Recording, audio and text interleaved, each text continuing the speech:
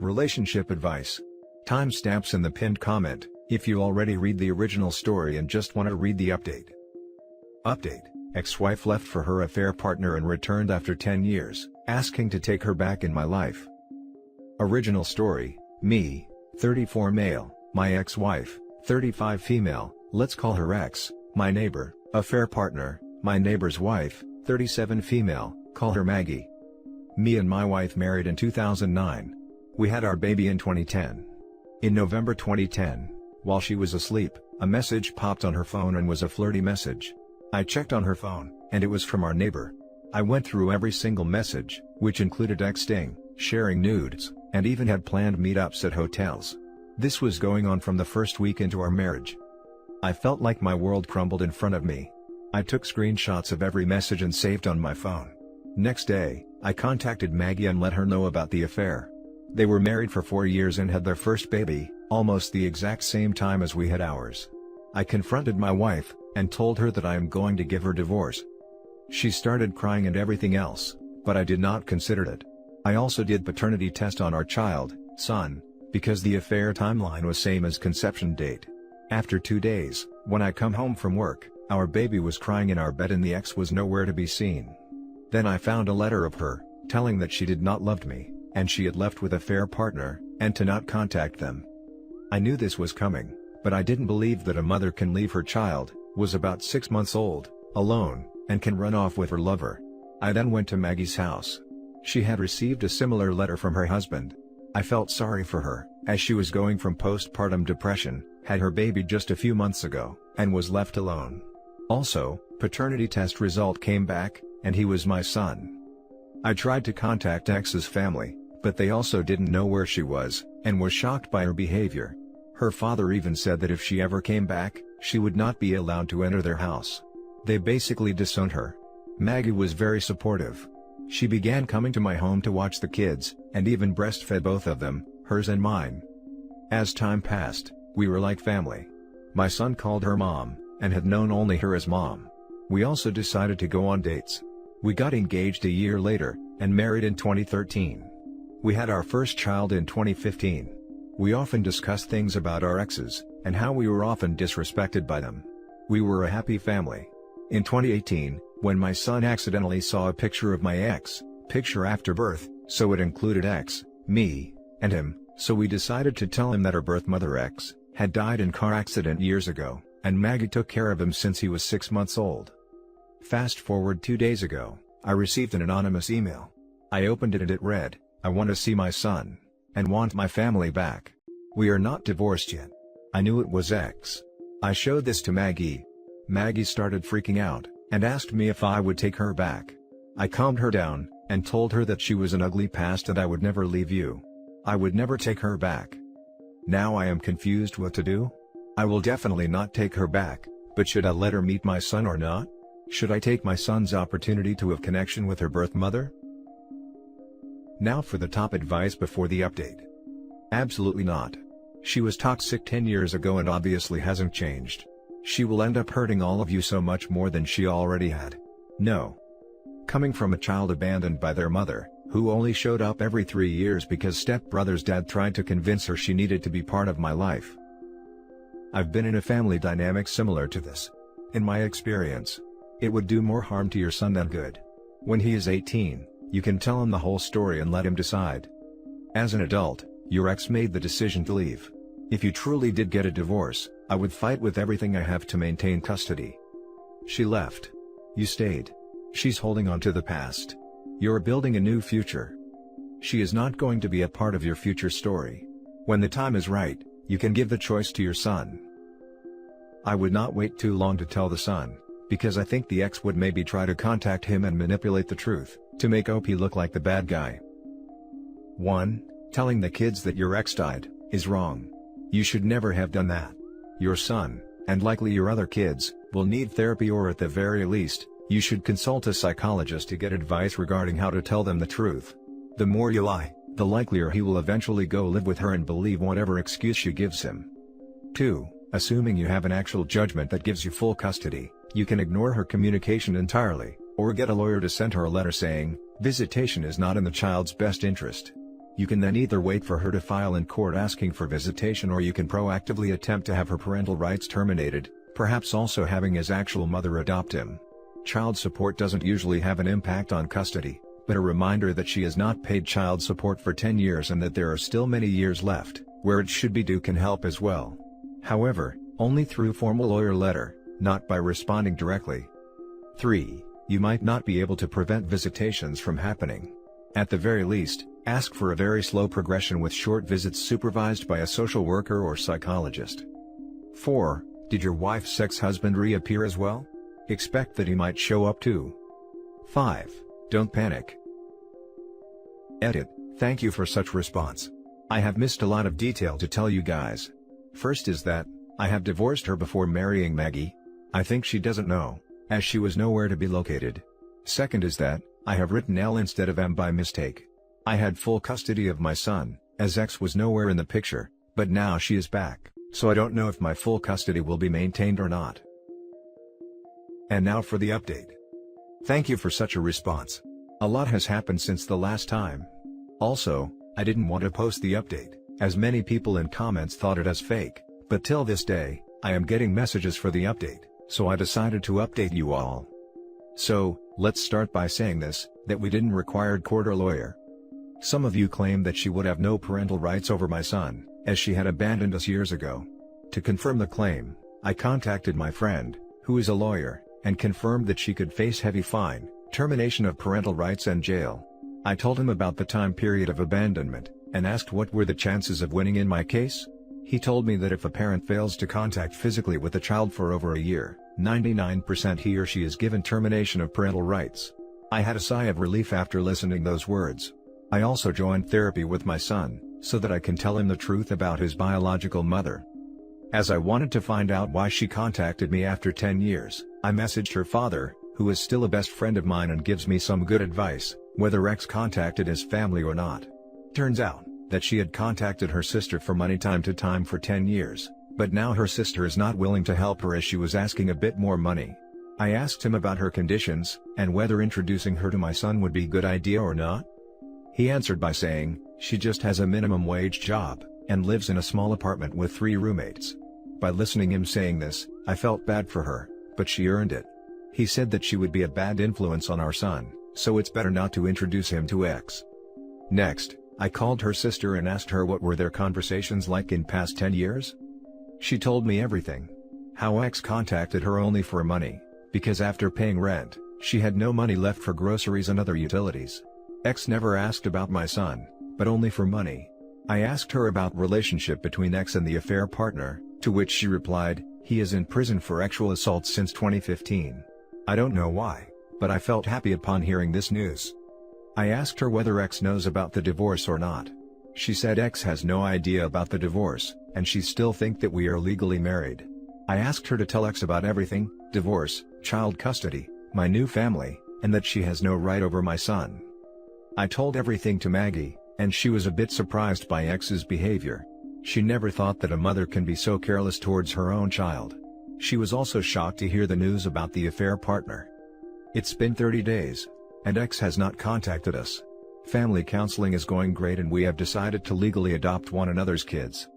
I don't think X will contact us again, as her sister might have told her about her position legally, and that she would just waste money by hiring an attorney. If something happens, I'll update you guys. Now for some comments. Wow, this is a really rare one to read, after 10 years, to wanting to come back. Based on what you wrote, your ex is just looking out for herself. Looking for a place to stay. She's so desperate that she was willing to contact you. Glad that you've done your research by contacting everyone that knows your ex, to understand what's going on with your ex. Sounds like you have everything under control with a wonderful family. Please don't ruin it by introducing your ex. Absolutely do not let this woman back into your life. She is toxic and will ruin anything in her path. Sounds like you are doing well. Good luck to you in the future. Also, your ex is absolute human garbage and deserves everything. I'm surprised you guys didn't go for termination of rights when you first had the opportunity, considering you told your son that she died. My only sliver of advice would be to talk to a professional about lying to your child about their parent being dead. That is going to be a shell-shocking moment for them when they inevitably find out they have been deceived. I agree. Letting his son know mom abandoned him would have been much better. Then the kid would understand who his real mother is, the woman who breastfed him, loved him enough to help raise and take care of him. Now for the next story. Found out my therapist is an affair partner. I found out that the psychologist I'm seeing to help me recover from being cheated on is a mistress herself. By coincidence, my mom knows friends of hers. What are the ethics behind this? I am incredibly uncomfortable, and made more upset having been told to let go and learn to overcome this, by someone who empathizes more so with the perpetrator than the victim in my situation. I get psychologists are also humans who can make bad decisions.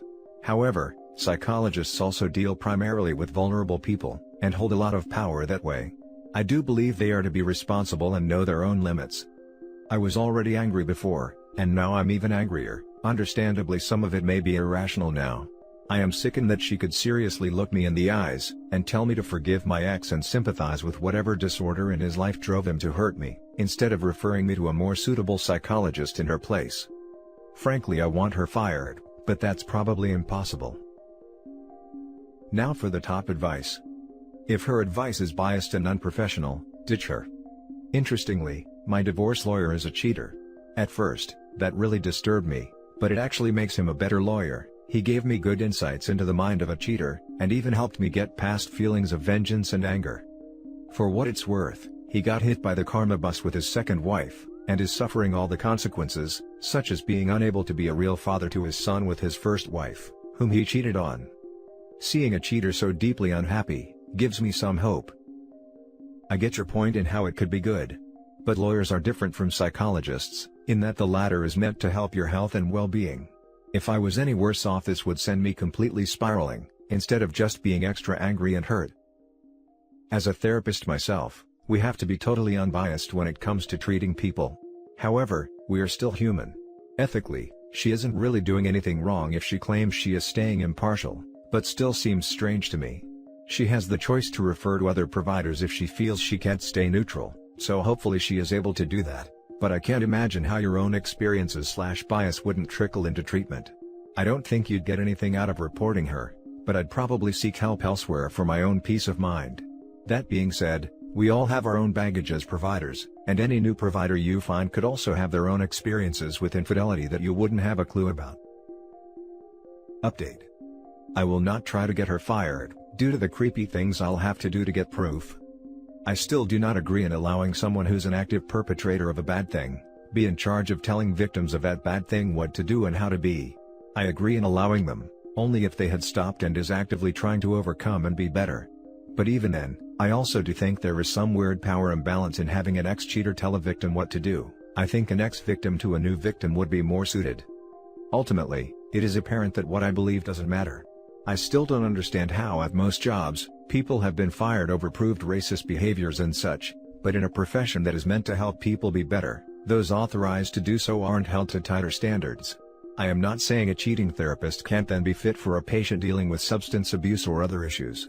I am saying that the only scenario relating to relationship issues that I can see working for a therapist who used to cheat, is for when it comes to patients struggling with cheating, never the victim. If I see this woman outside of a professional setting, I will absolutely give her a piece of my mind, especially if I happen upon her in social events as a result of my mom's connection with her friends. I will not be stalking or following her. That was never in my thoughts. Stop dogpiling me. The first 6 people telling me, without criticism, not to act on my wants and urges, was enough to help me calm down. I only wanted to know the ethics of this, the possibility and how reasonable it would be for me to bring it up with the clinic, vent and get real insight and understanding. Now for the last story.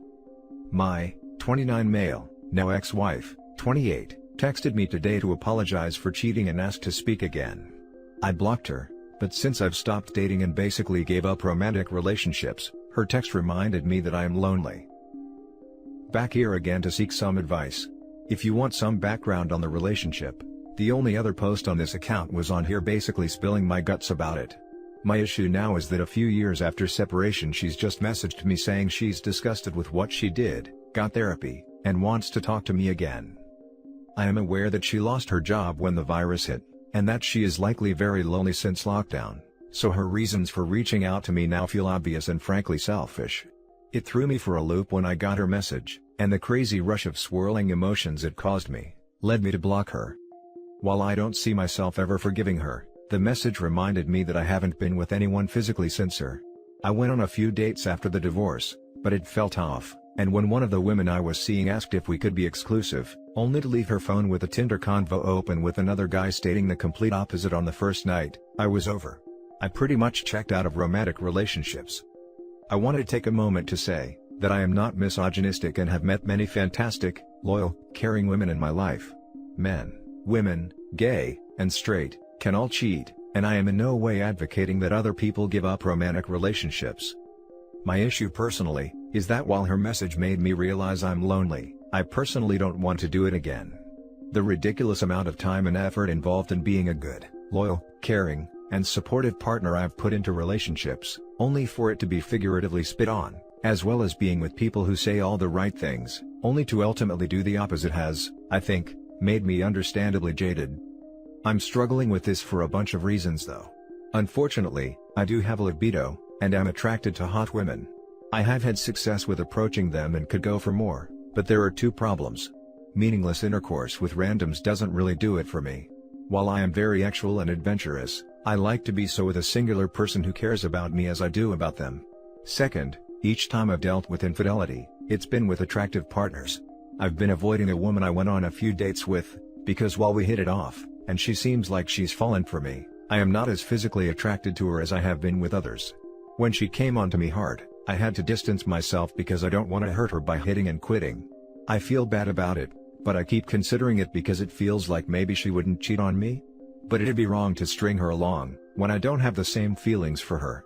And again, I have other options, I just can't seem to get over this hang-up that the hot ones cheat. I don't know. I guess I ended up rambling again on here. My advice-related question I guess is, should I try again? Thanks for reading, and if you do have any advice, I'd appreciate it. Edit, getting some similar replies, so thought I'd mention here, that the consensus seems to be that less attractive people absolutely do cheat too, and staying out of romantic relationships out of fear of getting hurt won't ever help. Also, something I said to someone who questioned how I could be so jaded so young, as well as to shed more light onto where the wariness to attractiveness came from.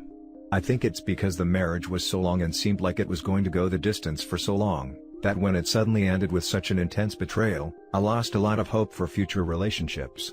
Shorter experiences after, only entrenched those feelings, and each one was with the more attractive partners I have been with. Now for the top advice. My ex-husband cheated. I'm with a new man now and we have a child. It was hard in the beginning, and I had to really take a good look at myself and my thoughts, in order not to project what my ex did onto my new guy.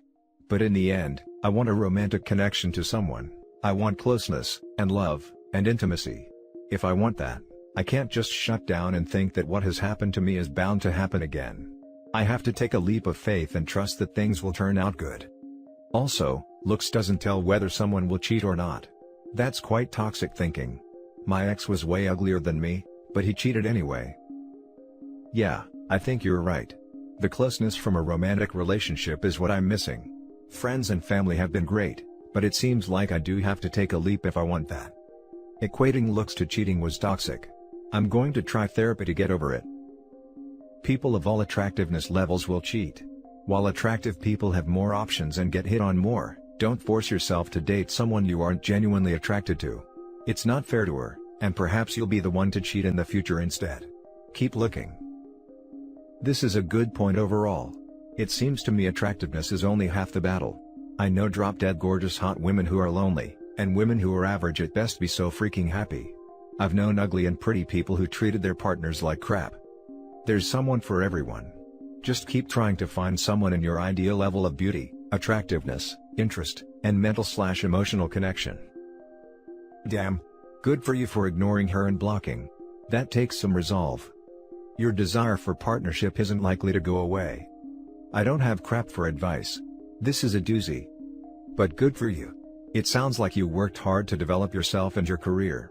I'm sure you can find someone you find attractive who is loyal. In my experience, insecurity is the #1 reason people cheat. I'm attractive, and I've never cheated on anyone, ever. Or even remotely close to it. Have you tried therapy? I think you would benefit from it. Best of luck to you. And forget that cheating ex. She is just wanting to feel better about herself. I spent most of my time after the separation working on myself. So working out, spending time with family, and getting back into fun hobbies I had neglected while married. I considered therapy, but being busy and motivated by other pursuits, made me forget. I'll look